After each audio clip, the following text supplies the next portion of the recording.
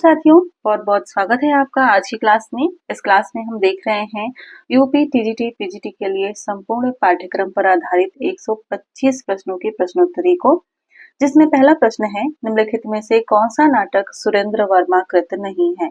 छोटे सैयद, बड़े सैयद, द्रौपदी, बादशाह गुलाम बेगम और सेतुबंध। इनमें से कौन सा नाटक सुरेंद्र वर्मा का नहीं है? सही उत्तर है इसका बादशाह गुलाम बेगम। यह सुरेंद्र वर्मा का नाटक नहीं है। यह किसका नाटक है? गिरिराज किशोर का। यह गिरिराज किशोर का नाटक है और इसका प्रकाशन वर्ष कब है? यह प्रकाशित हुआ था 1979 ईस्वी में। इसके अलावा गिरिराज किशोर का एक नाटक है काठ की तोप और यह परीक्षाओं में पूछी जा चुकी है, तो इसे भी याद रखिएगा। ठीक है, काठ की तोप कब प्रकाशित हुई थी? 2001 में प्रकाशित हुआ था यह नाटक। ठीक है, आगे बढ़ते हैं। प्रश्न संख्या 2 है, कैदी की पत्नी कृति के लेखक कौन है? जैनेन्द्र कुमार, रामवृक्ष बेनीपुरी, धर्मवीर भारती या भारतेंदु हरिश्चंद्र। कैदी की पत्नी किसकी रचना है? सही उत्तर है रामवृक्ष बेनीपुरी। प्रश्नों की ज्यादा व्याख्या मैं नहीं कर रही हूँ आज, कम समय में हम इन प्रश्नों को हल करेंगे।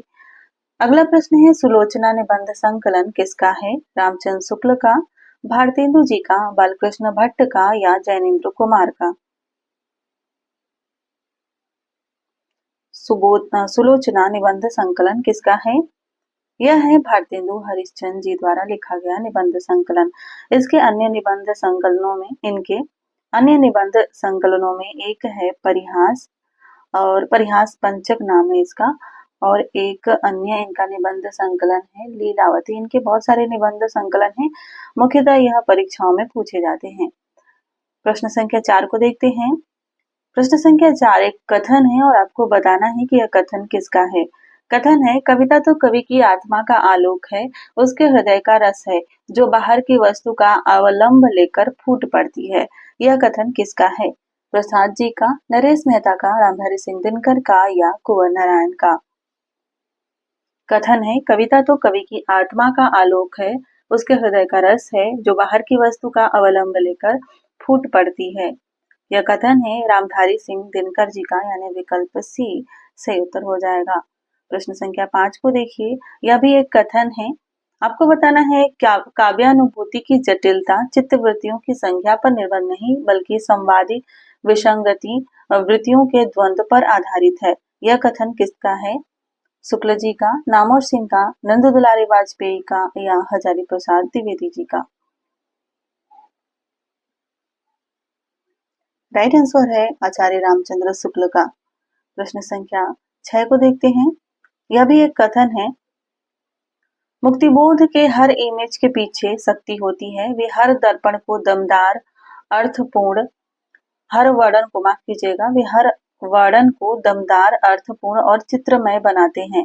यह किस विद्वान का कथन है? रामविलास शर्मा का, प्रभाकर माचवे का, नागार्जुन का या शमशेर बहादुर सिंह का? मुक्तिबोध के हर इमेज के पीछे शक्ति होती है, वे हर वर्णन को दमदार अर्थपूर्ण और चित्रमय बनाते हैं। यह कहा था शमशेर बहादुर सिंह ने, यानी कि विकल्प डी राइट आंसर हो जाएगा। प्रश्न संख्या 7 को देखिए, नागार्जुन की जनवादी छवि सैनिक कवि का नक्शा लिए अवतरित होती है। यह कथन किसका है? केदारनाथ सिंह का, रामविलास शर्मा का, अज्ञे का या डॉक्टर केसरी कुमार का? नागार्जुन की जनवादी छवि सैनिक कवि का नक्शा लिए अवतरित होती है। यह कथन है रामविलास शर्मा का, यानी कि विकल्प बी सही उत्तर हो जाएगा। प्रश्न संख्या 8 को देखते हैं। यह भी एक कथन है, कितने ही सिद्धांत जो एक जमाने में सत्य समझे जाते थे, आज असत्य सिद्ध हो गए हैं, पर कथाएं आज भी उतनी ही सत्य हैं, क्योंकि उनका संबंध मनोभावों से है। यह कथन किसका है? प्रेमचंद जी का, रामचंद्र शुक्ल का, अज्ञे का या जैनेन्द्र का? इंपॉर्टेंट प्रश्न है यह। ज्यादातर प्रश्न आपको मैंने कथन से दिए हैं, और कोशिश की है कि स्तर थोड़ा-सा कठिन रहे। हालाँकि अभी जो असिस्टेंट प्रोफ़ेसर की परीक्षा हुई यूपी की, उसमें प्रश्नों का स्तर काफ़ी खराब था। कितने प्रश्न सिलेबस से तो बनाए ही नहीं गए थे, लेकिन इसमें मैंने कोशिश की है कि आपके यूपी, टीजीटी, पीजीटी की जो 2021 की परीक्षा हुई थी, उसका लेवल थोड़ा-सा मेंटेन हो, ठीक है? तो यह कथन मुंशी प्रेमचंद जी का है, यानी विकल्प ए सही उत्तर हो जाएगा। इस क्लास को देखते हुए आपको इतना करना है कि अपने दोस्तों के साथ इस क्लास को ज़रूर शेयर कीजिएगा और लाइक भी कर दीजिएगा क्लास को, अच्छी लग रही हो तो। प्रश्न संख्या 9 है, भरी रही भनक बनक ताल तालन की, तनक तनक तामे खनक चुरीन की। यह किस कवि के छंद की पंक्तियां हैं? रत्नाकर की, पद्माकर की, देव की या द्विजदेव की? किसकी पंक्तियां हैं? भरी रही भनक बनक ताल तालन की, तनक तनक तामे खनक चुरीन की। अनुप्रास अलंकार का बहुत ही अच्छा उदाहरण है और यह देव की पंक्ति है, यानी विकल्प सी से उत्तर हो जाएगा। आगे बढ़ते हैं। प्रश्न संख्या 10 है, पाली पद की बहुमान्य व्युत्पत्ति इनमें से कौन सी है? विकल्प ए है प्राकृत, पाकट, पाअड़, पाउल, पाली या विकल्प बी पंक्ति, पंक्ति, पट्टी, पल्ली या पाली। पर्याय, पलियाय, पालियाली या पाली या पाट, पाटी, पल्ली या पाली। किस तरह से पाली शब्द बना है यह आपको बताना है। सही उत्तर है विकल्प सी, पर्याय, पलियाय, पालियाली और पाली। इस तरह से यह शब्द बना है और यह बहुमान्य व्युत्पत्ति है। प्रश्न संख्या 11 को देखते हैं। हिंदी को संघ की राजभाषा बनाने का जो प्रस्ताव संसद में पारित हुआ, उसके प्रस्तावक कौन थे? जवाहरलाल नेहरू, राजर्षि पुरुषोत्तम दास टंडन, इन्हें हिंदी का प्रहरी भी कहा जाता है, राजगोपालाचारी या श्री गोपाल स्वामी आयंगर। हिंदी को संघ की राजभाषा बनाने का जो प्रस्ताव संसद में पारित हुआ था, उसके प्रस्तावक कौन थे? ये थे गोपाल स्वामी आयंगर, यानी कि विकल्प डी सही उत्तर हो जाएगा। प्रश्न संख्या 12 है, कुमाऊनी भाषा भाषी क्षेत्र इनमें से कौन सा है? जम्मू कश्मीर, हिमाचल प्रदेश, रानीखेत नैनीताल, कुरुक्षेत्र अंबाला हिसार या लखीमपुर खीरी पीलीभीत शाहजहांपुर। इनमें से कौन सा क्षेत्र कुमाऊनी भाषा भाषी है? सही उत्तर है रानीखेत नैनीताल, यानी कि विकल्प बी सही उत्तर हो जाएगा। जहां पर जरूरत होगी व्याख्या की वहां मैं व्याख्या जरूर करूंगी, हालांकि आज की क्लास में मैं ज्यादा व्याख्याएं नहीं करने वाली हूँ। अगला प्रश्न है प्रश्न संख्या 13, महुवर बुझई कुसुम रस कब्ब कलासु झैल सज्जन पर उर आर मन दुज्जन नाम मैल। किसकी पंक्ति है यह? सरपाद की, कुशल लाभ की, उमापति की या विद्यापति की? सही उत्तर है विद्यापति की, यह विद्यापति की पंक्ति है। प्रश्न संख्या 14 है, गजानन मानव मुक्तिबोध की रचना चाँद का मुंह टेढ़ा है में कौन सी कविता संकलित नहीं है? यह एक काव्य संकलन है, चाँद का मुंह टेढ़ा है, और इसमें कौन सी कविता संकलित नहीं है? जन्मदिन की धूप में, एक स्वप्न कथा, भूल गलती या ब्रह्म राक्षस। कौन सी कविता चाँद का मुंह टेढ़ा है में संकलित नहीं है? सही उत्तर है इसका जन्मदिन की धूप में, यह संकलित नहीं है। प्रश्न संख्या 15 को देखते हैं। शंभुवध के रचनाकार कौन है? इंपॉर्टेंट प्रश्न है, पूछा गया प्रश्न है। इसमें कुछ प्रश्न मैंने पूछे गए प्रश्नों को भी डाला है। धर्मवीर भारती का है, जगदीश गुप्त का है, भारत भूषण अग्रवाल का है या प्रभाकर माजरे का है? किसका है शंभुवध? यह रचना है जगदीश गुप्त की, यानी विकल्प बी से उत्तर हो जाएगा। प्रश्न संख्या 16 है, नेही महा, एक मिनट रुक जाइए, थोड़ा सा मुझे छोटा करना पड़ेगा। हाँ, नेही महा ब्रजभाषा प्रवीण और सुंदर, एक मिनट थोड़ा सा मिसप्रिंट है, और सुंदरतानी के भेद को जाने, भाषा प्रवीण स्वच्छंद सदा रहे, सो घन जी के कवित्व बखाने। कवि प्रशस्ति में लिखा गया यह सवैया किसका है? ब्रजनाथ का, घनानंद का, ठाकुर का या बोधा का?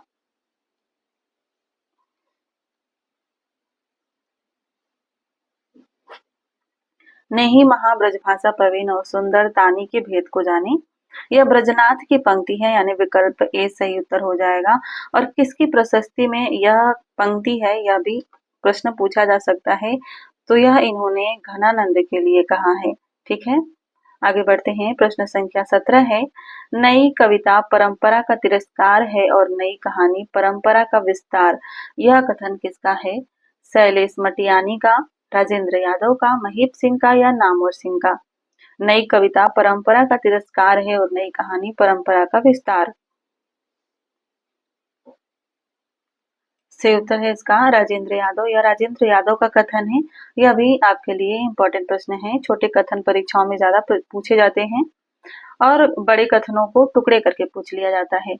प्रश्न संख्या 18 है, निम्नलिखित उपन्यासों में श्रीलाल शुक्ल का कौन सा उपन्यास है? एक चिथड़ा सुख, तीसरा आदमी, उखड़े हुए लोग या सीमाएं टूटती हैं? श्रीलाल शुक्ल का इसमें से कौन सा उपन्यास है? सही उत्तर है सीमाएं टूटती हैं। यह श्रीलाल शुक्ल का है। एक चिथड़ा सुख किसका है? यह है निर्मल वर्मा का। ठीक है, लालटेन की छत, एक चिथड़ा सुख। और तीसरा आदमी किसका है? यह है कमलेश्वर का। ठीक है, और उखड़े हुए लोग किसका है? उखड़े हुए लोग है राजेंद्र यादव का। ठीक है, तो इन्हें नोट कर लीजिएगा, राजेंद्र यादव। प्रश्न संख्या 19 को देखते हैं। निम्नलिखित में से कौन सा उपन्यास कमलेश्वर का नहीं है? काली आंधी, डाक बंगला, चौखट और कितने पाकिस्तान। कौन सा उपन्यास इसमें से कमलेश्वर का नहीं है? यह हो जाएगा उपन्यास चौखट। यह कमलेश्वर का नहीं है। अगर कमलेश्वर का नहीं है तो किसका है? यह है द्रोणवीर कोहली का। ठीक है, इसे नोट कर लीजिएगा। अगला प्रश्न देखते हैं। प्रश्न संख्या 20, मतवाला पत्रिका के स्थायी स्तंभ चाबुक में निराला जी अपनी रचना किस नाम से लिखते थे? रचनाएं इन्होंने जो रचनाकार होते थे वह अपनी कुछ रचनाओं को उपनामों से लिखते थे। आपको बताना है वो किस उपनाम से चाबुक में, चाबुक जो स्तंभ था उसमें लिखते थे। गज सिंह वर्मा, सूर्यकांत, निराला या रमता जोगी। मतवाला पत्रिका का एक स्थायी स्तंभ था चाबुक, इसमें निराला जी अपनी रचना किस नाम से लिखते थे? सही उत्तर है गरगज सिंह वर्मा, यानी विकल्प ए सही उत्तर हो जाएगा। प्रश्न संख्या 21 देखिए, आचार्य वामन ने काव्य हेतु के स्थान पर किस शब्द का व्यवहार किया है? तात्पर्य, लक्षणा, अभिधा या काव्यांग।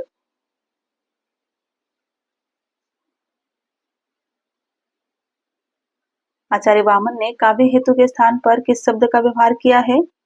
इन्होंने काव्यांग शब्द का व्यवहार किया है, यानी विकल्प डी सही उत्तर हो जाएगा। इनकी परिभाषा है लोको विद्या प्रकीर्णस्य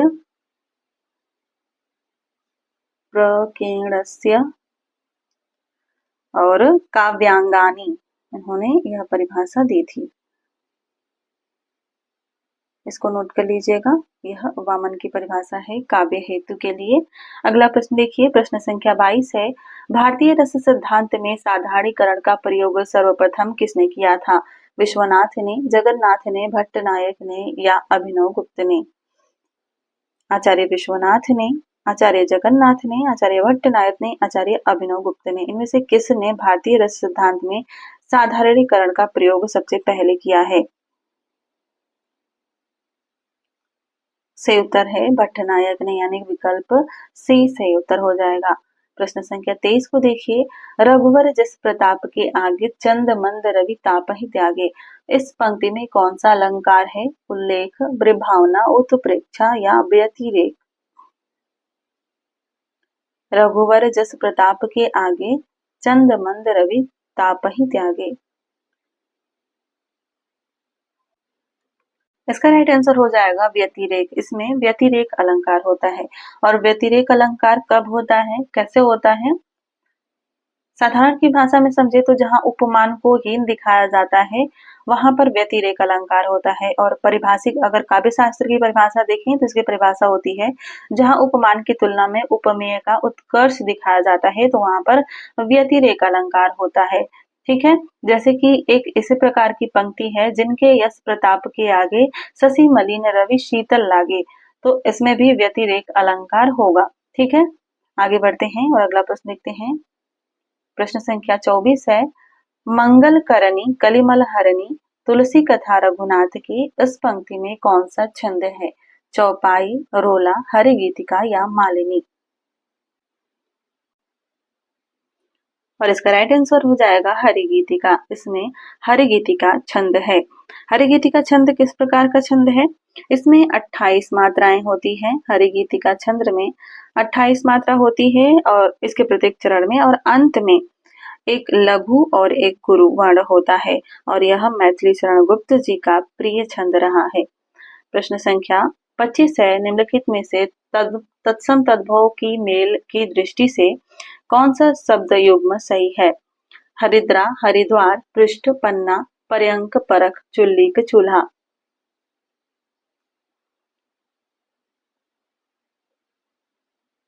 आपको सही युग्म बताना है, मैं टाइप करना भूल गई हूँ। सही उत्तर हो जाएगा चुल्लीक, चूल्हा, यह सही उत्तर है। इसके अलावा अगर बात करें हरिद्रा तो यह हल्दी का तत्सम है और पृष्ठ का तद्भव होगा पीठ और पर्यंक का होगा पलंग। ठीक है, तो यह इसके तद्भव रूप होंगे और यह तत्सम है। ठीक है, आगे बढ़ते हैं। प्रश्न संख्या 26 है, अपभ्रंश भाषा में लिखित रामचरित्र कौन सा है? रामायण, रामचंद्रिका, पौंचर्य या महापुराण? इंपॉर्टेंट प्रश्न है और आसान भी है। अपभ्रंश भाषा में लिखित रामचरित्र कौन सा है? यह है पौंचर्य। विकल्प सी सही उत्तर हो जाएगा। प्रश्न संख्या 27 को देखते हैं। निम्न कहानी संग्रह में से कौन सा कहानी संग्रह अज्ञेय का नहीं है? परंपरा, दिवाली, शरणार्थी, अमरवल्लरी? विकल्प आसान है तो आप आसानी से इसको लगा सकते हैं।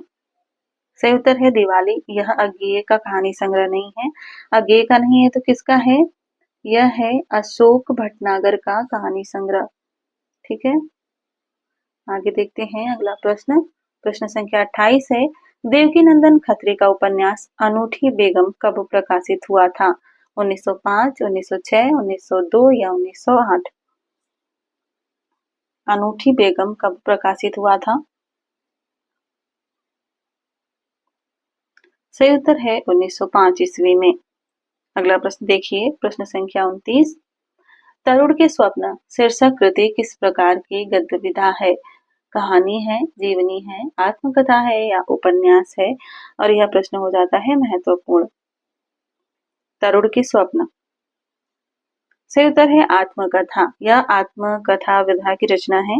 किसकी आत्मकथा है यह? यह है सुभाष चंद्र बोस की आत्मकथा, है ना? आपको याद जरूर होगा सुभाष चंद्र बोस। ठीक है, इन्हें याद कर लीजिएगा। अगला प्रश्न देख लेते हैं। प्रश्न संख्या 30, निम्नलिखित उदाहरणों में अर्थ परिवर्तन का क्या कारण है? जैसे कि वाक्य है, एक मिनट थोड़ा सा छोटा करके देखिएगा। आपका दौलत खाना कहाँ है? श्रीमान किन अक्षरों को सुशोभित करते हैं? यानी कि नाम पूछा जा रहा है। कैसे कृपा की? और मेरी कुटिया को पवित्र कीजिए। प्रशंसा प्राप्ति के लिए ऐसा बोला जा रहा है, नम्रता प्रदर्शन के लिए, डर की प्रवृत्ति है या चिढ़कर ऐसा बोला जा रहा है? अर्थ परिवर्तन का कारण क्या है? सही उत्तर है इसका नम्रता प्रदर्शन। इसमें नम्रता प्रदर्शित की जा रही है। प्रश्न संख्या 31 को देखते हैं। निम्नलिखित हिंदी भाषा में निम्न शब्द किस विदेशी भाषा से आए हैं? और वे शब्द हैं तमाशा, चेहरा, बीमार, शादी, सरकार, दीवार, गुलाब, आमदनी, आतिशबाजी, भलाई। फारसी से हैं, तुर्की से हैं, अरबी से हैं या पुर्तगाली से हैं? अगर आप इस प्रश्न को लगाते हैं सही तो आपको इतने सारे शब्द याद हो जाएंगे कि हाँ ये किस भाषा के शब्द हैं।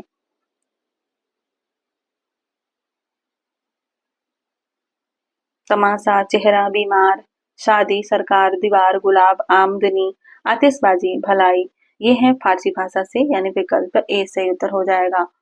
प्रश्न संख्या 32 को देखिए। कबीर ने आलोचक, सुधारक, पथ प्रदर्शक, समन्वयकर्ता के रूप में किन विषयों का उल्लेख किया है? चेतावनी, कुसंग, माया, कनक, कामिनी, कपट या मंदिर मस्जिद राम रमैया या ब्रह्म जीव माया स्त्री या रूप दाम्पत्य प्रेम ठगनी?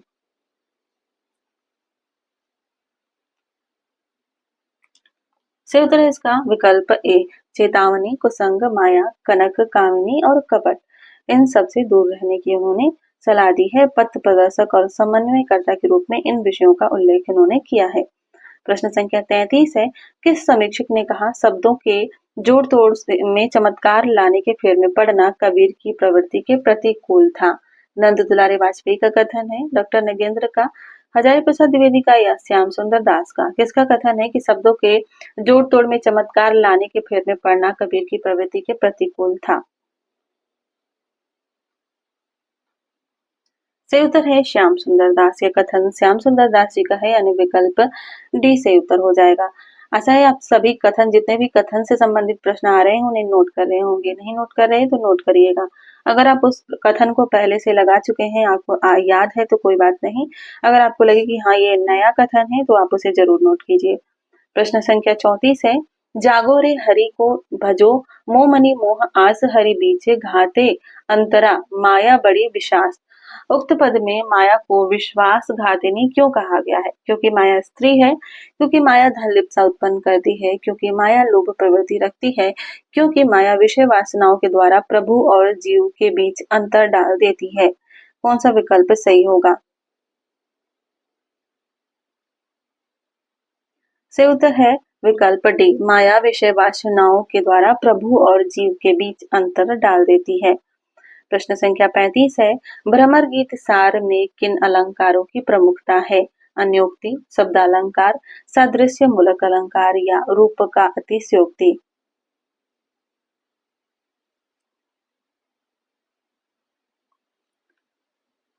और इसका राइट आंसर हो जाएगा सादृश्य मूलक अलंकार। यह इंपॉर्टेंट प्रश्न था, इसको मैं स्टार लगा रही हूँ, इसको नोट कीजिएगा। सादृश्य मूलक अलंकार कौन से अलंकार होते हैं? इसमें उपमा, उत्प्रेक्षा, रूपक, प्रतीप, अनन्वय इत्यादि अलंकार आते हैं। और यह अलंकार का भेद है। ठीक है, अलंकार के कई ढेर सारे भेद होते हैं, खास करके अर्थ अलंकार के, शब्द अलंकार के नहीं, अर्थ अलंकार के भेद होते हैं। अर्थालंकारों के कई प्रकार होते हैं, जिनमें साम्य मूलक, जिन्हें सादृश्य मूलक भी कहा जाता है, वैषम्य मूलक या विरोध मूलक होते हैं, क्रम या श्रृंखला मूलक होते हैं, न्याय मूलक होते हैं, संबंध मूलक होते हैं, निषेध मूलक होते हैं और गुणार्थ प्रतीति मूलक होते हैं।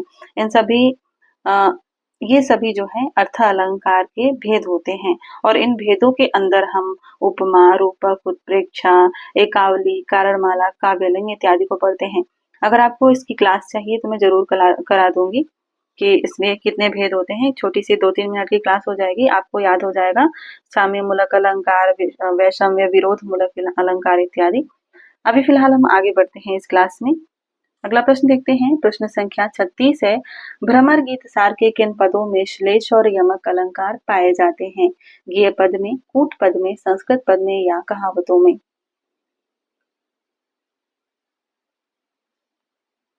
राइट आंसर हो जाएगा कूट पदों में श्लेष और यमक अलंकार पाए जाते हैं। प्रश्न संख्या 37 को देखते हैं। किस कवि के समग्र काव्य में छायावाद, रहस्यवाद, प्रगतिवाद और प्रयोगवाद और नई कविता की विशेषताएं एक साथ मिलती हैं? पंत के, प्रसाद के, निराला की या शिवमंगल सिंह सुमन की? किसकी कविताओं में ऐसा होता है कि उनमें छायावाद, रहस्यवाद, प्रगतिवाद, प्रयोगवाद और नई कविता इत्यादि की विशेषताएं एक साथ मिले? ये है हमारे निराला, सूर्यकांत त्रिपाठी निराला, यानी विकल्प सी सही उत्तर हो जाएगा। प्रश्न संख्या 38 को देखिए। किस समीक्षक ने कहा है कि छायावादी काव्य में भारतीय परंपरा के जीवंत तत्वों का समावेश हुआ है? परशुराम चतुर्वेदी, हजारी प्रसाद द्विवेदी, शुक्ल जी या डॉक्टर नगेंद्र? छायावादी काव्य में भारतीय परंपरा के जीवंत तत्वों का समावेश हुआ है। कथन किसका है?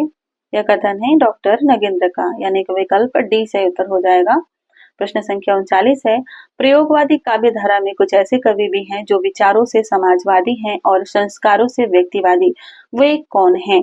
शमशेर बहादुर सिंह, नरेश मेहता, मुक्तिबोध अज्ञेय, त्रिलोचन, भवानी प्रसाद मिश्र, रांगे राघव, धर्मवीर भारती? प्रयोगवादी काव्य धारा में कुछ ऐसे कवि हैं जो विचारों से तो समाजवादी हैं, लेकिन संस्कारों से व्यक्तिवादी हैं। सही उत्तर है शमशेर बहादुर सिंह और नरेश मेहता। अगला प्रश्न देखिए। प्रश्न संख्या 40 है, दक्षिण भारत हिंदी प्रचार सभा मद्रास की स्थापना किसने की थी?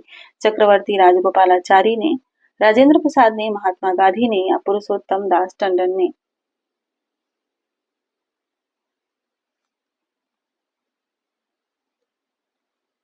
सही उत्तर है महात्मा गांधी ने, यानी विकल्प सी से उत्तर हो जाएगा। 1918 में इसके प्रथम अध्यक्ष स्थापना हुई थी और इसके प्रथम अध्यक्ष जो थे वो थे शिवराज बी पाटिल। ठीक है, शिवराज बी पाटिल, तो इनका नाम नोट कर लीजिएगा। अगला प्रश्न देखते हैं, प्रश्न संख्या 41। किस सन में हिंदी साहित्य सम्मेलन के इंदौर अधिवेशन में राष्ट्रपिता महात्मा गांधी के सभापतित्व में नागरी लिपि सुधार समिति बनाई गई, जिसके संयोजक काका कालेलकर थे? 1935 में, 1948 में, 1950 में या 1955 ईस्वी में?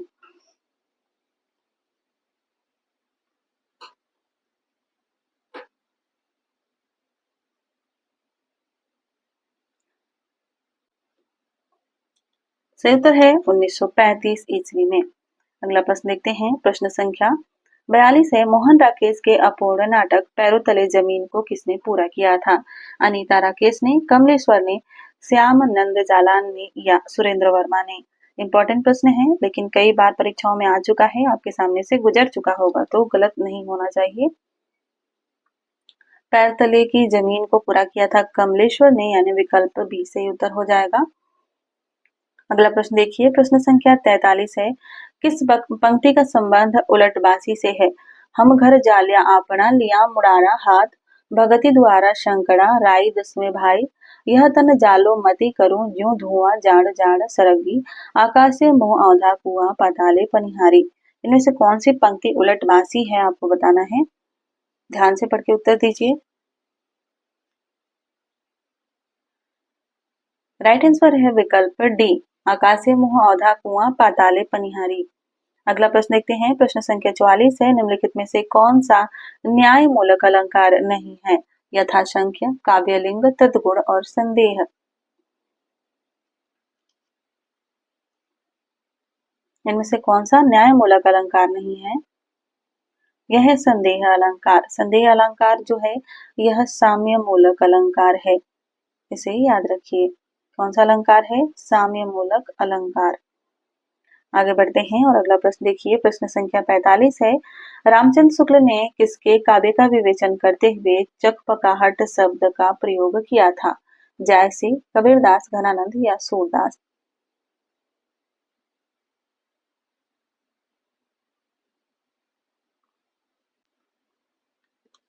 राइट आंसर है सूरदास। शुक्ल जी ने सूरदास के काव्य का विवेचन करते हुए चकपकाहट शब्द का प्रयोग किया था। प्रश्न संख्या 46 है। विनय पत्रिका में काशी के लिए किसका रूपक वर्णित है? कामधेनु का, वृक्ष का, वन का या सूर्य का? से उत्तर है कामधेनु। कामधेनु का रूपक दिया गया है काशी को विनय पत्रिका रचना में। विनय पत्रिका रचना में कितने छंद हैं? 279 छंद हैं। यह परीक्षाओं में पूछा जाता है। प्रश्न संख्या 47 है। आजकल जिसे लिव इन रिलेशनशिप कहा जाता है, उस व्यवस्था का संकेत प्रेमचंद जी के किस उपन्यास में मिलता है? सेवा सदन, प्रेमाश्रम, कायाकल्प या गोदान?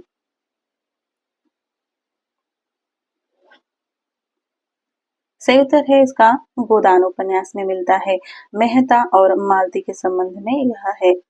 ठीक है, अगला प्रश्न देखते हैं। प्रश्न संख्या 48 है। भरत मुनि ने किन चार अलंकारों का उल्लेख किया है? उपमा, उत्प्रेक्षा, दीपक, यमक, उपमा, रूपक, दीपक, यमक या यमक, उत्प्रेक्षा, अतिशयोक्ति, रूपक, उपमा, रूपक, दीपक या अतिशयोक्ति? भरत मुनि ने केवल चार ही अलंकारों का उल्लेख किया था। उनमें से कौन से हैं, आपको विकल्प में चयन करना है।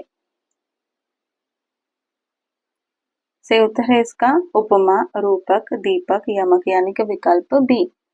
आगे देखते हैं, अगला प्रश्न है। समग्र वक्रोक्ति का ही प्रपंच है, इससे अर्थ में रमणीयता आती है। कवि को इसके लिए प्रयास करना चाहिए, क्योंकि इसके बिना कौन अलंकार संभव है? यह मान्यता किसकी है? कुंतक की, उद्भट की, भामह की या दंडी की?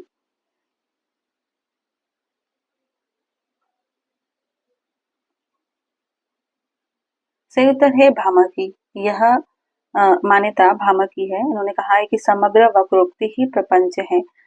प्रश्न संख्या 50 है। इनमें से उपन्यास और उपन्यासकार का सही युग्म चुनना है। उपन्यास है नाको हंस, प्रदीप सौरभ। मुन्नी मोबाइल अल्पना मिश्र, कामिनी काय कांतारे महेश कटारे और 17 रानडे रोड पुरुषोत्तम अग्रवाल। इनमें से कौन सा सही है आपको बताना है।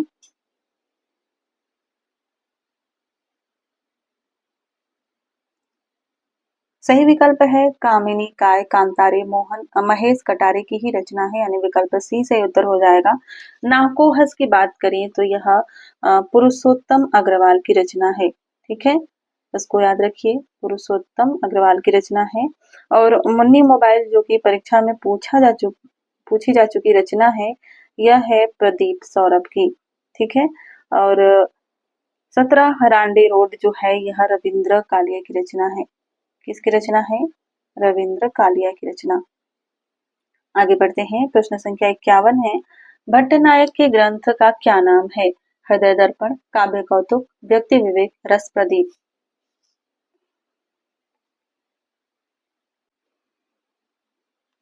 राइट आंसर है हृदय दर्पण। यह भट्टनायक की रचना है, भट्टनायक का ग्रंथ है। काव्य कौतुक किसकी रचना है? यह है भट्टतौत की रचना। ठीक है, और व्यक्ति विवेक किसकी रचना हो जाएगी? यह रचना हो जाएगी महीम भट्ट की। ठीक है, आगे बढ़ते हैं, प्रश्न संख्या 52 है, किंसुक कुसुम जानकर झपटा भौरा सुक्की लाल चोच पर, तोते ने निज ठौर चलाई जामुन का फल उसे समझकर। इस काव्य पंक्ति में कौन सा अलंकार है? अतिशयोक्ति, उपमा, संदेह या भ्रांतिमान।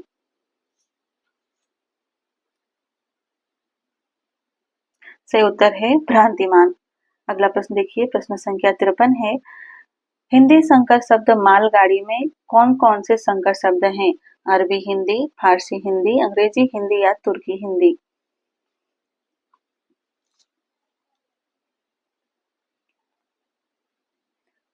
सही उत्तर है अरबी हिंदी, यानी कि विकल्प ए। अगला प्रश्न देखिए, प्रश्न संख्या 54 है, मित्रों मरजानी किस विधा की रचना है? उपन्यास, रेखा चित्र, जीवनी या संस्मरण। मित्रों मरजानी किस विधा की रचना है? कृष्णा सोबती द्वारा लिखा गया उपन्यास है, यानी विकल्प ए सही उत्तर हो जाएगा। प्रश्न संख्या 55 है, किस विकल्प की सभी कहानियां एक ही रचनाकार की हैं? और विकल्प है नलकटर, परिंदे, तिरेच और अंत में प्रार्थना। दोपहर का भोजन, जिंदगी और जोंक, हत्यारे, इंटरव्यू, हलवाहा, कुशी का गठवार, बंद, फेंस के इधर उधर, बहिर्गमन, पिता, अमरूद का पेड़, असमर्थ, हिलता हाथ। इनमें से किस विकल्प में एक ही रचनाकार की कहानियां हैं? थोड़ा सा प्रश्न अलग टाइप का कह सकते हैं, लेकिन इससे आपकी तैयारी काफी अच्छी हो जाएगी। अगर हम देखें विकल्प बी को ध्यान से, तो इसमें सभी कहानियां जो हैं अमरकांत की कहानियां हैं। दोपहर का भोजन, जिंदगी और जो हत्यारे और इंटरव्यू, यानी कि विकल्प बी से उत्तर हो जाएगा। प्रश्न संख्या 56 देखिए, पद्मावती में नागमती वियोग खंड में इनमें से क्या नहीं है? नक्षिक वर्णन नहीं है, बारहमासा वर्णन नहीं है, उद्दीपन परक वर्णन नहीं है या ऋतु वर्णन नहीं है।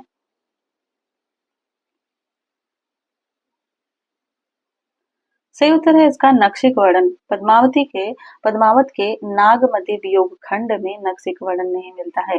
बारहमासा वर्णन है, उद्दीपन परक वर्णन है, ऋतु वर्णन भी है। प्रश्न संख्या 57 है, विदर्भ के किसानों के जीवन पर आधारित उपन्यास कौन सा है? पहाड़, दुखम, निर्वासन या फांस। विदर्भ के किसानों पर आधारित, जीवन पर आधारित उपन्यास इनमें से कौन सा है? यह उपन्यास है फांस, यानी कि विकल्प डी सही उत्तर हो जाएगा। किसका उपन्यास है यह? यह है संजीव का उपन्यास। ठीक है, आगे बढ़ते हैं, प्रश्न संख्या 58 है, किस विकल्प की सभी पुस्तकें एक ही कवि की हैं? विकल्प को देखते हैं, युगधारा, तालाब की मछलियां, भूल जाओ पुराने सपने। इंद्रधनुष रौदे हुए ये, आंगन के पार द्वार, युग की गंगा, जो सिलाए तोड़ते हैं फूल नहीं रंग बोलते हैं जिद, उस जनपद का कवि हूँ अरगान काल तुझसे होड़ है मेरी।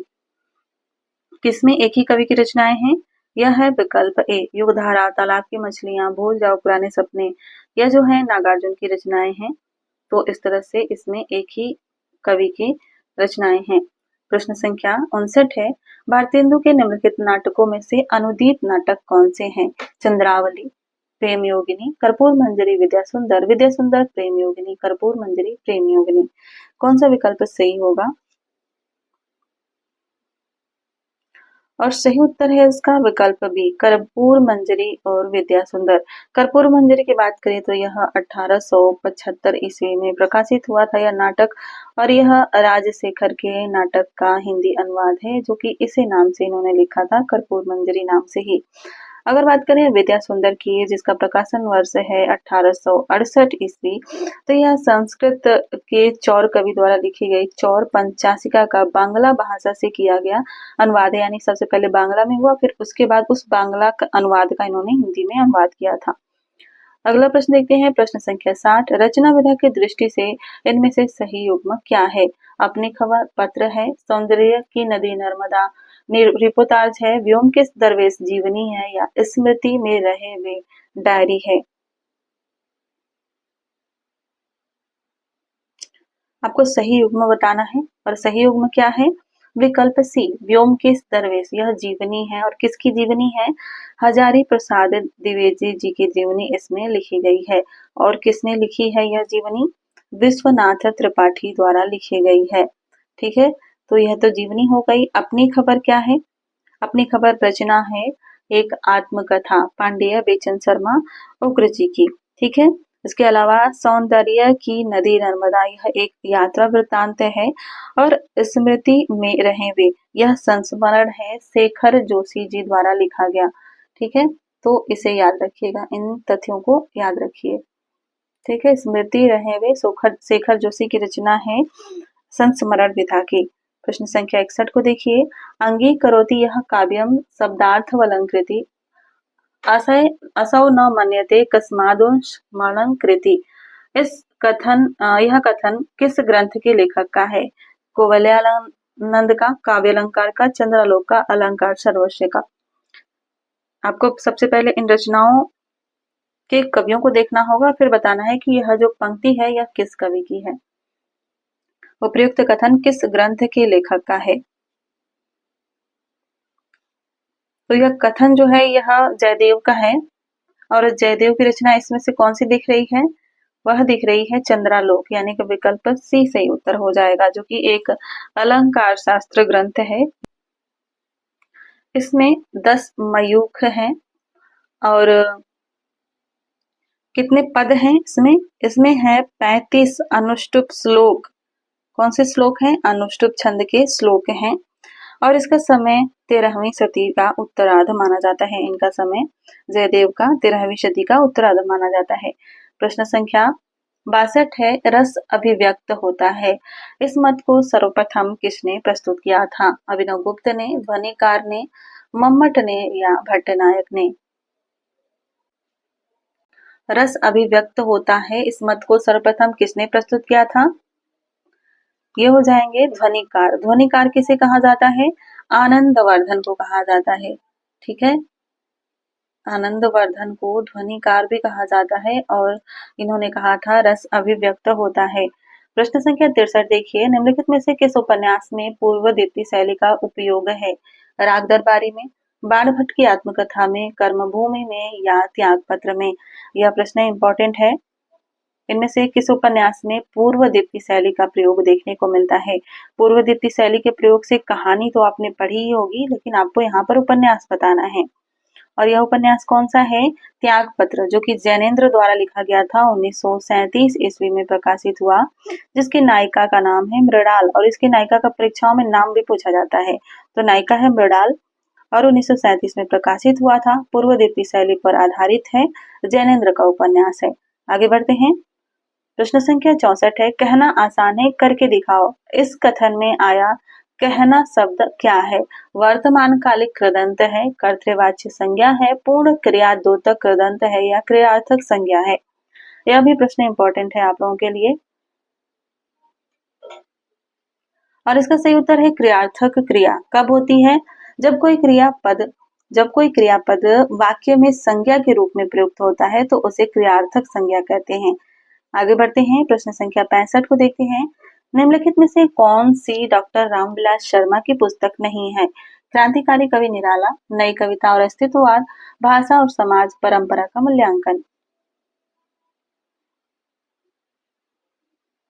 इनमें से कौन सी रचना रामविलास शर्मा की नहीं है? यह हो जाएगी क्रांतिकारी कवि निराला। यह किसकी रचना है? यह बच्चन सिंह की रचना है। ठीक है, रामविलास शर्मा की रचना नहीं है, बच्चन सिंह की रचना है। डॉक्टर बच्चन सिंह हिंदी साहित्य का दूसरा इतिहास वाले। ठीक है, आगे देखते हैं प्रश्न संख्या 66।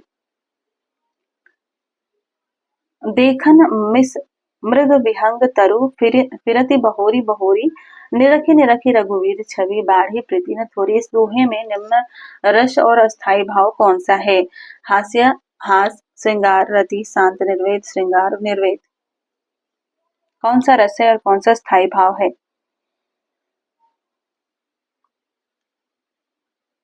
सही उत्तर है श्रृंगार रस है और रति स्थाई भाव यानी विकल्प बी सही उत्तर हो जाएगा। प्रश्न संख्या 67 है। उत्तर मध्य काल को अलंकृत काल की संज्ञा प्रदान करने वाले इतिहास के लेखक का नाम क्या है? रामचंद्र शुक्ल, विश्वनाथ प्रसाद मिश्र, हजारी प्रसाद द्विवेदी या मिश्र बंधु।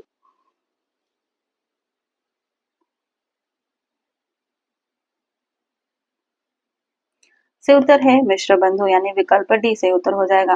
थोड़ा सा इस प्रश्न में मुझे कुछ बताना था, उसको देखकर आगे बढ़ते हैं। ये जो देखन मिस मृग विहंग तरु फिरति बहोरी बहोरी, इस पंक्ति में अलंकार पूछा जा सकता है। ठीक है, तो आपको बताना है कौन सा अलंकार होगा। हम्म इस पंक्ति में कौन सा अलंकार होगा? इसमें अलंकार है अपहनुति। ठीक है, इसमें अपहनुति अलंकार है और अपहनुति के भी भेद होते हैं। तो इसमें जो है कैतवा अपहनुति है। ठीक है, याद रखिएगा, इसमें कैतवा अपहनुति है और इसकी पहचान जो है यह मिस शब्द है, इससे हो जाती है। आगे बढ़ते हैं, प्रश्न संख्या 68 को देखते हैं। हरियाणवी के लिए ग्रियर्सन ने अपने भाषा सर्वेक्षण में बांगड़ू शब्द का प्रयोग किया है, जो कि बांगर से बना है। और बांगर का अर्थ क्या होता है? समतल भूमि, गीली भूमि, ऊंची नीची भूमि या रेतीली भूमि।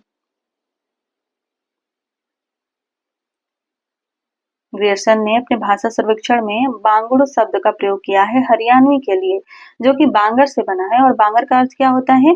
ऊंची नीची भूमि, यानी विकल्प सी से उत्तर हो जाएगा। प्रश्न संख्या 69 है। उसने काव्य को यानी कि साहित्य मात्र को व्यक्तिवादी यथार्थ के बंद कमरे में निकालकर जनजीवन के बीच प्रवाहित किया। यह कथन निम्न में से किसका है? नंदलाल वाजपेयी का, डॉक्टर नगेंद्र का, बाबू गुलाब राय का या डॉक्टर देवराज का? उसने काव्य को, यह प्रगतिवादी काव्य के बारे में कह रहे हैं कि उसने काव्य को व्यक्तिवादी यथार्थ के बंद कमरे से निकालकर जनजीवन के बीच प्रवाहित किया था। यह पूछा गया प्रश्न है। ठीक है, तो यह इंपॉर्टेंट है। डॉक्टर नगेंद्र का यह कथन है, यानी विकल्प बी से उत्तर हो जाएगा। प्रश्न संख्या 70 को देखिए। यह एक कथन है। यह निसंकोच कहा जा सकता है कि भाषा पर जैसा अचूक अधिकार इनका था वैसा किसी का नहीं। भाषा मानो इनके हृदय के साथ जुड़कर ऐसी वशवर्तनी हो गई थी कि उसे अपनी भाव भंगी के साथ साथ जिस रूप में चाहते थे उस रूप में मोड़ सकते थे। शुक्ल जी का यह कथन किसके लिए है? प्रसाद के लिए, घनानंद के लिए, निराला के लिए या देव के लिए?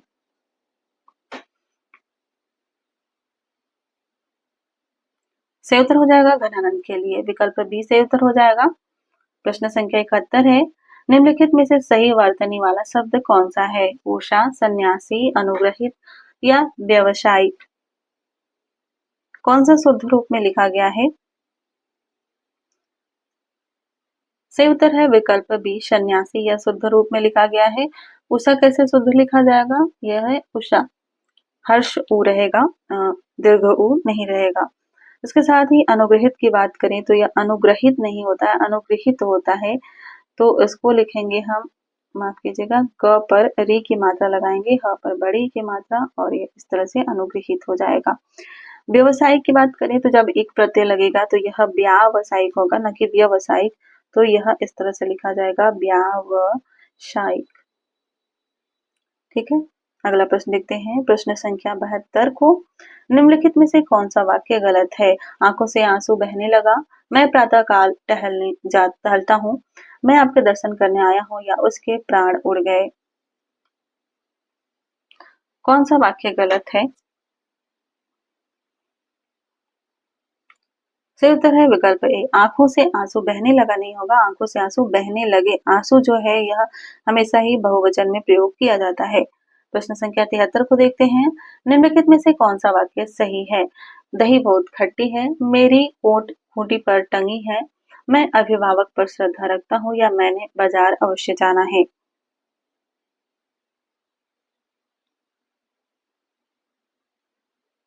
सही उत्तर है, कौन सा वाक्य सही है की बात करें तो मैं अभिभावक पर श्रद्धा रखता हूँ, यानी विकल्प सी सही उत्तर हो जाएगा।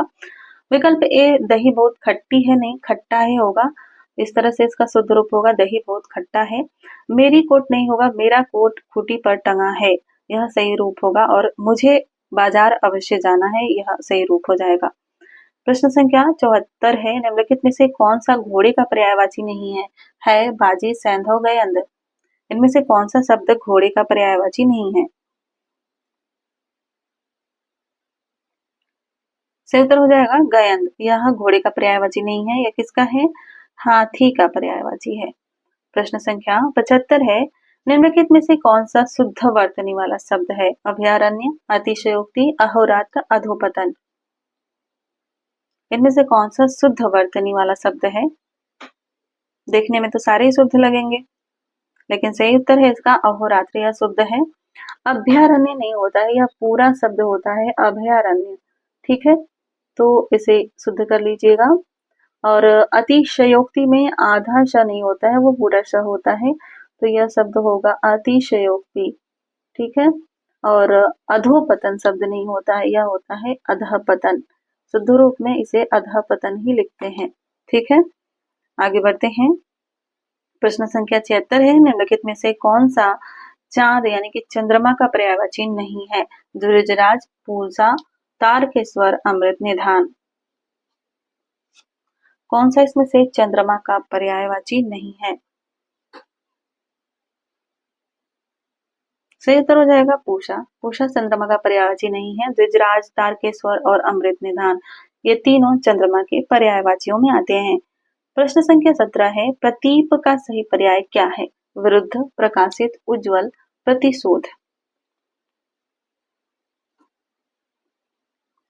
प्रतीप का अर्थ क्या होता है? हम प्रतीप अलंकार पढ़ते हैं तो उसका अर्थ होता है उल्टा। और यहाँ पे उल्टा के लिए शब्द कौन सा होगा? पर्यायवाची में उसी से मिलता जुलता शब्द हो जाएगा विरुद्ध, यानी कि विकल्प ए से उत्तर हो जाएगा। प्रश्न संख्या 78 है। कलभ का सही अर्थ देने वाला वाक्य कौन सा है? सिंह, शावक, अश्व का बच्चा, हिरण का बच्चा, हाथी का बच्चा। कलभ के लिए कौन सा सही शब्द है, सही अर्थ है?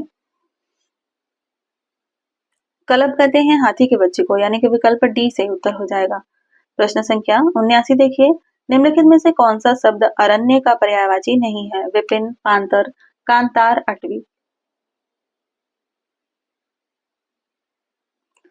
से उत्तर हो जाएगा पांतर, यानी विकल्प बी से उत्तर हो जाएगा। यह अरण्य का पर्यायवाची शब्द नहीं है। प्रश्न संख्या 80 है। निम्नलिखित तत्सम तद्भव युग में से कौन सा अशुद्ध है? हरिद्रा, हल्दी, श्रावण, सावन, रानी, रानी, सूचिका, सुई। कौन सा अशुद्ध है?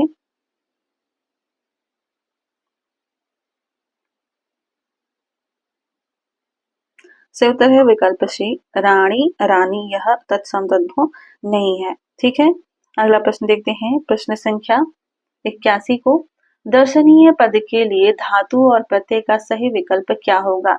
दृश्य धातु में ल्युट प्रत्यय मिला है, दृश्य धातु में ढुमन प्रत्यय मिला है, दृश्य धातु में तबियत प्रत्यय मिला है, या दृश्य धातु में अन्य प्रत्यय मिला है। किस शब्द युग्मों से यह दर्शनीय पद बना है?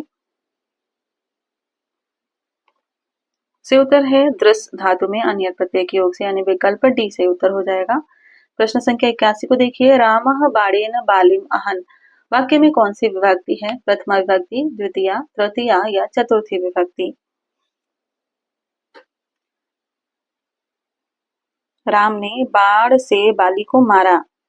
ठीक है, इसमें करण कारक है, यानी कि तृतीय विभक्ति हो जाएगी। विकल्प सी सही उत्तर हो जाएगा। प्रश्न संख्या 83 है। शिव केशव में कौन सा समास है? बहुब्रीहि समास, कर्मधारय समास, द्वंद्व समास, या अव्ययी भाव समास।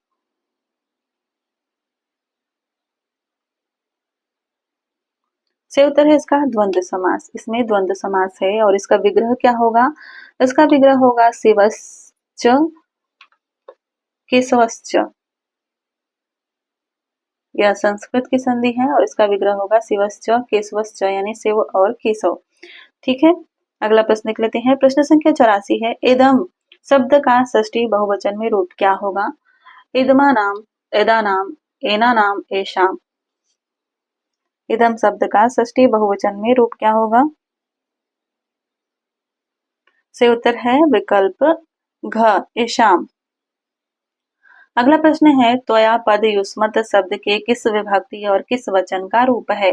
प्रथमा विभक्ति एक वचन, पंचमी विभक्ति बहुवचन, तृतीय विभक्ति एक वचन, या इनमें से किसी का नहीं। विकल्प इधर उधर हो गए हैं। ये है ए, ये है बी, ये सी और ये डी। इस प्रकार से आप उत्तर दीजिएगा। से उत्तर की बात करें तो यह है तृतीया एक वचन, तृतीय विभक्ति एक वचन, यानी कि विकल्प डी से उत्तर हो जाएगा। उसके अलावा अगर बात करें द्विवचन में, तो द्विवचन में इसका क्या रूप होगा? इसका रूप बनेगा युवाभ्याम। और पेन थोड़ा सा इसका खराब हो गया है, मैं लिख नहीं पा रही हूँ। और बहुवचन में हो जाएगा युष्माभि। अगला प्रश्न देखते हैं। प्रश्न संख्या 86 है। पाश्यामी रूप पा धातु के किस लकार पुरुष और वचन का है?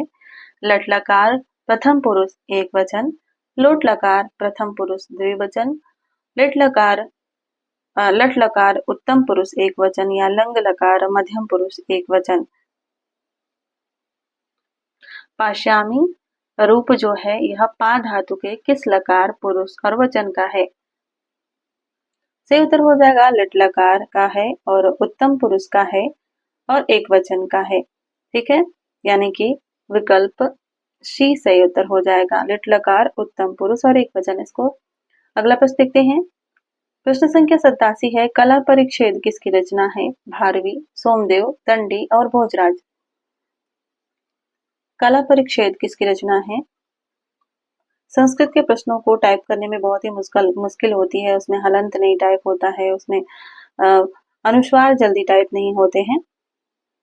आपको बताना है कला परिच्छेद किसकी रचना है? रचना है दंडी की, यानी विकल्प सी से उत्तर हो जाएगा।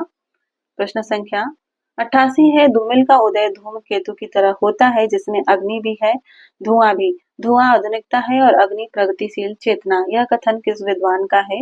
रामविलास शर्मा का, रामधारी सिंह दिनकर का, शुक्ल जी का, या बच्चन सिंह का। इंपॉर्टेंट प्रश्न है यह, आने वाली परीक्षाओं में यह पूछा जा सकता है। धूमिल का उदय धूमकेतु की तरह होता है जिसमें अग्नि भी है, धुआं भी। धुआं आधुनिकता है और अग्नि प्रगतिशील चेतना। यहाँ पर ये जो अग्नि है, यहाँ से प्रगतिशील चेतना को हटाकर और विकल्प दिया जा सकता है कि यहाँ पर क्या भरा जाएगा। ठीक है, कौन सा विकल्प यहाँ पर होगा आगे? तो वह प्रगतिशील चेतना। बच्चन सिंह का कथन है, विकल्प डी से उत्तर हो जाएगा। प्रश्न संख्या 89 है। ताले में बंद प्रजातंत्र नाटक के लेखक कौन है? दूधनाथ सिंह, विभु कुमार, देवेंद्र दीपक, या विलास गुप्ते। ताले में बंद प्रजातंत्र, यह नाटक किसका है? से उत्तर है विभु कुमार। यह विभु कुमार द्वारा लिखा गया नाटक है। प्रश्न संख्या 90 है। लौट कर आना नहीं होगा संस्मरण किसका है? विष्णुकांत शास्त्री, कृष्णा सोबती, अमृतलाल नागर, या डॉक्टर कांति कुमार जैन। लौट कर आना नहीं होगा किसका संस्मरण है? से उत्तर है डॉक्टर कांति कुमार जैन। प्रश्न संख्या 91 को देखिए। इनमें से कौन सी रचना प्रगतिवादी नहीं है? पाताल विजय, युगवाणी, पिघलते पत्थर, या कुकुरमुत्ता। कौन सी रचना इसमें से प्रगतिवादी रचना नहीं है? सही उत्तर हो जाएगा इसका पाताल विजय। पाताल विजय किस प्रकार की रचना है? यह प्रसाद युग यानी जयशंकर प्रसाद युग के समय में ऐतिहासिक नाटक है यह। ठीक है, प्रगतिवादी रचना नहीं है, ऐतिहासिक नाटक है। और किसका है यह? यह है हरे कृष्ण प्रेमी का नाटक। ठीक है, हरे कृष्ण प्रेमी। अगला प्रश्न देख लेते हैं। प्रश्न संख्या 92। अमृतलाल नागर ने अपने किस उपन्यास में दहेज समस्या की ओर संकेत किया है? अमृत और विष में, विक्र तिनके में, अग्निगर्भा में या नाच्यो बहुत गोपाल में। अमृतलाल नागर ने अपने किस उपन्यास में दहेज समस्या की ओर संकेत किया है? यह उपन्यास हो जाएगा अग्निगर्भा, यानी विकल्प सी सही उत्तर हो जाएगा। प्रश्न संख्या 93 है, विनय पत्रिका के बारे में कौन सा कथन सही नहीं है? इसमें कुल 270 पद हैं। इसमें सर्वप्रथम गणेश जी की वंदना की गई है, या ब्रज भाषा में लिखी गई है, या इसकी गणना आत्म निवेदन परक गीति काव्य में की जाती है? कौन सा कथन सही नहीं है? सही उत्तर है इसका विकल्प ए। इसमें कुल 270 पद नहीं, 270 नहीं है, 279 पद हैं। अगला प्रश्न देखिए, प्रश्न संख्या 94, नागमती वियोग खंड में निम्नलिखित में से कौन सा कथन सही नहीं है? जायसी के बारहमासा के रूप में नागमती के वियोग का मार्मिक चित्रण है। यह वियोग प्रवास जन्य विरह के अंतर्गत आता है। यह वियोग चैत मास से आरंभ होता है, या इस खंड में पक्षियों के माध्यम से संदेश भेजने का उल्लेख भी जायसी ने किया है। कौन सा कथन सही नहीं है आपको बताना है। सही उत्तर हो जाएगा विकल्प सी। यह वियोग चैत मास से शुरू होता है, ऐसा नहीं है, आषाढ़ मास से शुरू होता है। ठीक है, तो इसे नोट कर लीजिएगा। अगला प्रश्न देखते हैं, प्रश्न संख्या 95, लहर लौट गई किस विधा की रचना है? नाटक, एकांकी नाटक, उपन्यास या ललित निबंध? लहर लौट गई किस विधा की रचना है? सही उत्तर है इसका एकांकी नाटक। एकांकी नाटक है, यह किसका है? 1985 में यह नाटक है कमलेश्वर का। एकांकी नाटक है कमलेश्वर का। अगला प्रश्न देखिए, प्रश्न संख्या 97 है, प्रेमचंद की अनेक कहानियों का नाट्य रूपांतरण निम्न में से किसने किया है? मन्नू भंडारी ने, चित्रा मुदगल ने, मैत्रेयी पुष्पा ने या ममता कालिया ने? ये मैत्रेयी पुष्पा है। इनमें से किसने प्रेमचंद की अनेक कहानियों का नाट्य रूपांतरण किया था?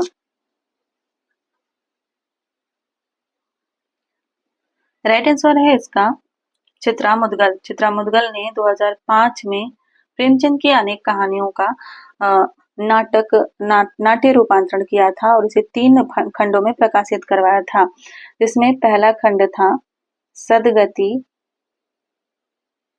तथा अन्य नाटक। ठीक है, सदगति तथा अन्य नाटक, इसे याद रखिएगा, ये लास्ट में अन्य नाटक है। और उसके अलावा दूसरा भाग इन्होंने किया था इसका पंच परमेश्वर तथा अन्य नाटक। ठीक है, पंच परमेश्वर तथा अन्य नाटक। इसके अलावा इन्होंने बूढ़ी काकी तथा अन्य नाटक, तीसरा भाग का क्या नाम है? बूढ़ी काकी तथा अन्य नाटक। तो ये 3 भाग इन्होंने किए थे और 2005 में प्रकाशित हुआ था। प्रश्न संख्या 98 है, कुमार विकल की कविताओं को अभिधा उत्तम काव्य का मॉडल किसने कहा है? रामस्वरूप चतुर्वेदी ने, तिवारी जी ने, रामचंद्र तिवारी ने, बच्चन सिंह ने या गुलाब राय ने? कुमार विकल की कविताओं को अभिधा उत्तम काव्य है का मॉडल किसने कहा है? यह कहा था डॉक्टर बच्चन सिंह ने, यानी विकल्प सी से उत्तर हो जाएगा। प्रश्न संख्या 99 है, नाग भाषा भाषा मणि किसके अन्य नाम है? अवधी, ब्रजभाषा, मैथिली या खड़ी बोली? नाग भाषा और भाषा मणि कहा जाता है ब्रज भाषा को, यानी कि विकल्प बी से उत्तर हो जाएगा। कहाँ कहाँ बोली जाती है? इसके बोलने का क्षेत्र है आगरा, मथुरा, और कहाँ बोली जाती है? क्षेत्र के हिसाब से प्रश्न पूछे जाते हैं। मैनपुरी में भी बोली जाती है या ना, तो मैनपुरी और आदि। इसके आगे आप कमेंट करके जरूर बताइएगा, इतना अभी मुझे याद आ रहा है। अगला प्रश्न है प्रश्न संख्या 100, झारखंड के संथाल आदिवासियों का चित्रण किस उपन्यास में किया गया है? जो इतिहास में नहीं है, सैलूस, पिंजरे में पन्ना, जंगल के फूल? झारखंड के संथाल आदिवासियों का चित्रण निम्न में से किस उपन्यास में किया गया है?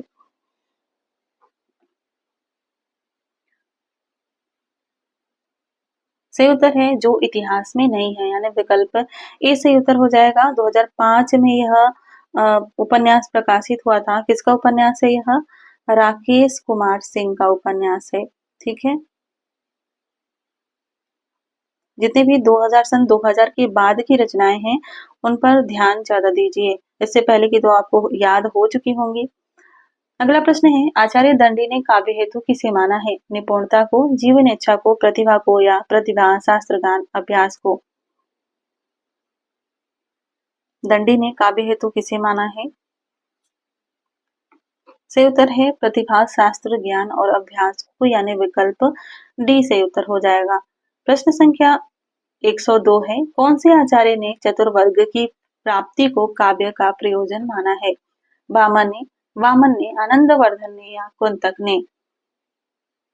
किस आचार्य ने चतुर्वर्ग की प्राप्ति को, चतुर्वर्ग की फल प्राप्ति को काव्य का प्रयोजन माना है? यह माना है भामन ने, यानी विकल्प ए से उत्तर हो जाएगा। वामन किसे मानते हैं? ये मानते हैं कीर्ति को और प्रीति को।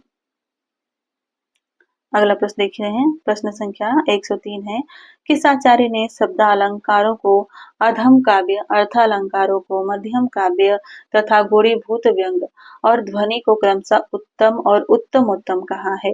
मम्मट, विश्वनाथ, भामह या आनंदवर्धन? किसने कहा है?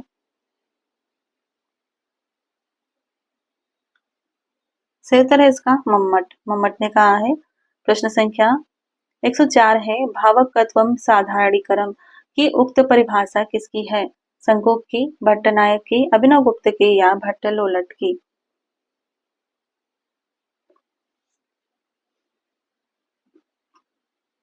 सही उत्तर है भट्टनायक की, यानी विकल्प बी से उत्तर हो जाएगा।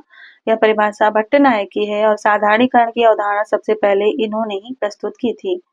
प्रश्न संख्या 5 है, चित्र तुरंग न्याय की अवधारणा का प्रयोग किस आचार्य ने रस निष्पत्ति की व्याख्या में किया है?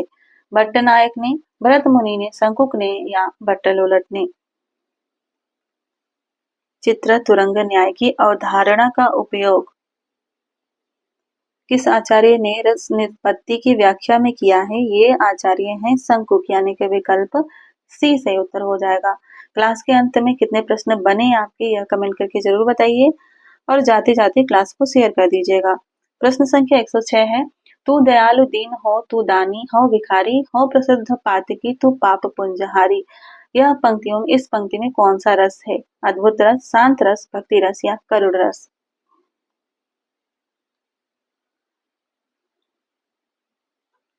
सही उत्तर है इसमें भक्ति रस है, यानी विकल्प सी सही उत्तर हो जाएगा। प्रश्न संख्या 107 है, सौंदर्यम अलंकार किस आचार्य की उक्ति है? भामा की, वामन की, मम्मट की या रोयट की? सौंदर्यम अलंकार किस आचार्य की उक्ति है? सही उत्तर है वामन की, यानी विकल्प बी से उत्तर हो जाएगा। प्रश्न संख्या 108 देखिए, रोयक किस ग्रंथ के रचयिता हैं? काव्य अलंकार, अलंकार सर्वस्व, कुवलयानंद या काव्यादर्श? रोयक, इनमें से रोयक की रचना कौन सी है? यह है अलंकार सर्वस्व, यह रोयक की रचना हो जाएगी, यानी विकल्प बी से उत्तर हो जाएगा। काव्य अलंकार किसकी रचना है? भामा की रचना है। और कुवलयानंद किसकी रचना है? यह है अप्पय दीक्षित की रचना। ठीक है। और काव्यादर्श किसकी रचना हो जाएगी? यह हो जाएगी दंडी की रचना।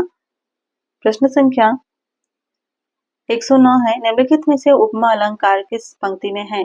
तट तमाल तरुवर बहु छाए, मानहु मन दुदुम्बी दिनी, हे उत्तरा के धन रहो तो उत्तरा के पास ही, हंसने लगे सब हरि आहा, पूर्णेंदु सामुख खिल गया। उपमा अलंकार इनमें से किसमें है?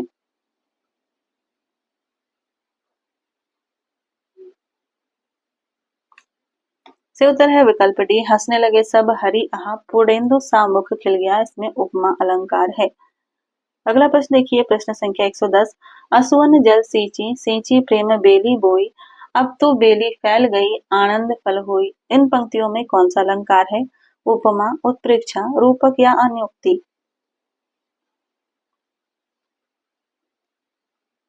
आंसू रूपी जल से सींचा गया है प्रेम रूपी बेल को, यानी कि रूपक अलंकार हो जाएगा। विकल्प सी से उत्तर हो जाएगा। प्रश्न संख्या 11 है, जहाँ प्रशंसा के बहाने निंदा की जाए अथवा निंदा के बहाने प्रशंसा की जाए, वहां कौन सा अलंकार होता है? प्रतीक, अर्थांतर न्यास, असंगति, व्याज स्तुति?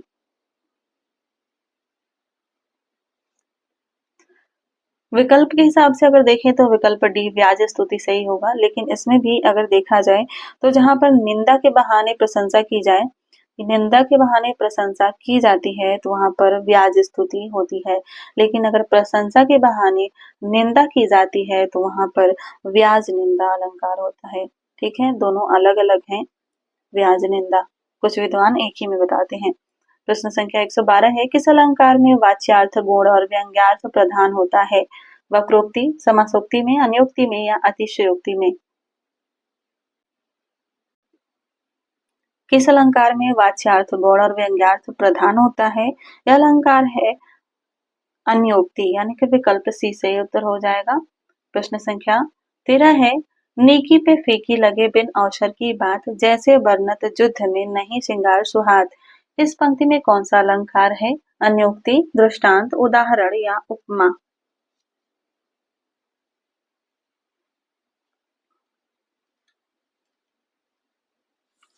राइट आंसर है उदाहरण अलंकार। इसमें उदाहरण अलंकार है, यहाँ पर जैसे शब्द से ही तुरंत आपको याद आ जाएगा कि इसमें उदाहरण अलंकार है। अब प्रश्न संख्या 14 देखते हैं, निम्न में से विभावना अलंकार किस पंक्ति में है? तंत्रे नाद कवित्त रस सरस राग रति रंग, अन बूढ़े बड़े तरे जो बूढ़े सब अंग, मुनि तापस जिन ते दुख लाहि, ते नरेश बिनु पावक दहाई, अवधेश के बालक चारि सदा तुलसी मन मंदिर में बिहरे, नल की अरु नल नील की गति एके करि जोय, जेते नीचो होए ते तो ऊंचो होए। किस पंक्ति में विभावना अलंकार है? यह विकल्प बी, मुनि तापस जिन ते दुख लाहि, ते नरेश बिनु पावक दहाई। इसमें विभावना अलंकार है। विभावना अलंकार कहाँ होता है? जहाँ पर कारण के बिना ही कार्य संपन्न हो जाता है, तो वहां पर विभावना अलंकार होगा। अगला प्रश्न देखते हैं, प्रश्न संख्या 115। प्रश्न संख्या 115 है, कंकन किंकिन नुपुर धुनि सुनि कहत लखन राम सन राम हृदय गुनी। इस पंक्तियों में कौन सा छंद है? रोला, दोहा, चौपाई या सोठा?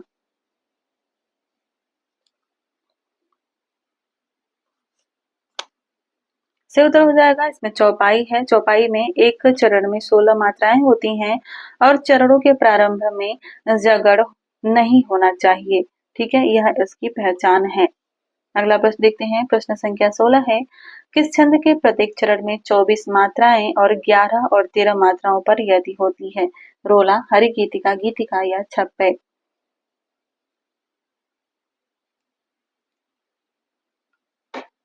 से उत्तर हो जाएगा रोला। रोला में 11 और 13 मात्राओं पर यदि होती है। इस तरह से कुल 24 मात्राएं होती हैं और यह सममात्रिक तुकांत छंद है। अगला प्रश्न देखते हैं, प्रश्न संख्या 17 है, 31 या इससे अधिक वर्णों के चरण वाला छंद क्या कहलाता है? कौन सा है? मंदाक्रांता, बसंत तिलका, कवित्त या सवैया?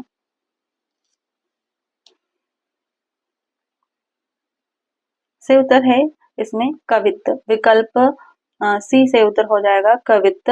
कवित्त के भी कई सारे भेद होते हैं, जिसमें एक होता है मनहरण कवित्त और दूसरा होता है घनाक्षरी कवित्त। ठीक है, अगला प्रश्न देख लेते हैं, प्रश्न संख्या 118 है, इन तन का दीवा करो बाती मेलो जीव, लोही सींचो तेल ज्यो, तब मुख देखो पीव। यह उदाहरण किस छंद का है? चौपाई, रोला, दोहा या गीतिका?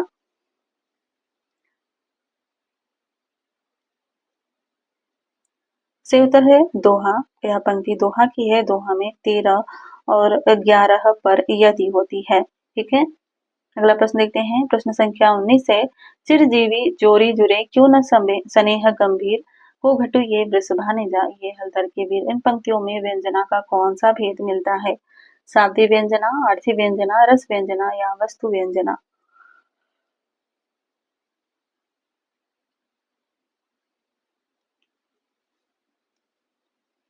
सही उत्तर हो जाएगा इसमें शाब्दी व्यंजना। शब्द पर आधारित व्यंजना शाब्दी व्यंजना कहलाती है। प्रश्न संख्या 120 है, कविता और छंद में घनिष्ठ संबंध है। कविता हमारे प्राणों का संगीत है, छंद हृदय कंपन। कविता का स्वभाव ही छंद में लयमान होता है। यह कथन किसका है? शुक्ल जी का, डॉक्टर नगेंद्र का, महादेव वर्मा का या सुमित्रा नंदन पंत का? ये इंपॉर्टेंट प्रश्न है।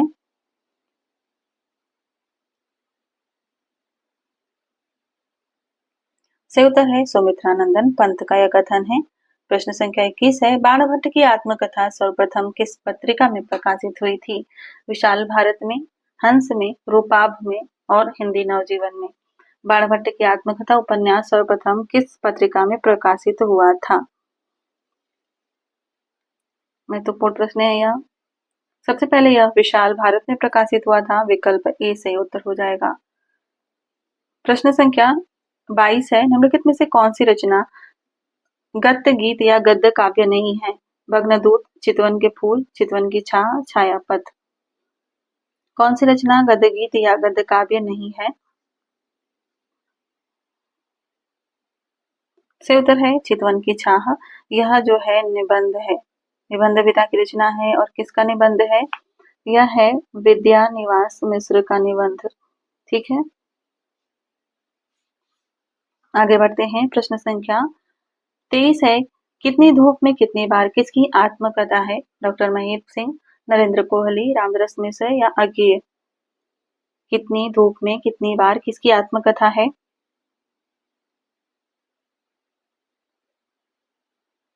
सही उत्तर है इसका डॉक्टर महेप सिंह। यह डॉक्टर महेप सिंह की आत्मकथा है जो कि सन 2013 में प्रकाशित हुई थी। अगला प्रश्न देखिए, प्रश्न संख्या 124 है, नागपाश में स्त्री किसकी आलोचनात्मक कृति है? गीता श्री की, बड़ाल पांडे की, प्रभा खेतान की या डॉक्टर निर्मला जैन की?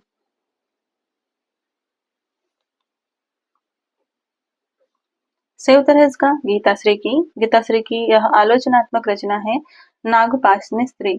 प्रश्न संख्या 125 है और यह इस क्लास का अंतिम प्रश्न है। तो क्लास कैसी लगी कमेंट करके जरूर बताइए और जाते जाते ना अपने दोस्तों के साथ शेयर कर दीजिएगा इस क्लास को। प्रसाद निराला और अज्ञेय किसकी आलोचनात्मक रचना है? रामस्वरूप चतुर्वेदी की, डॉक्टर नगेंद्र की, डॉक्टर बच्चन सिंह की या शंभुनाथ की?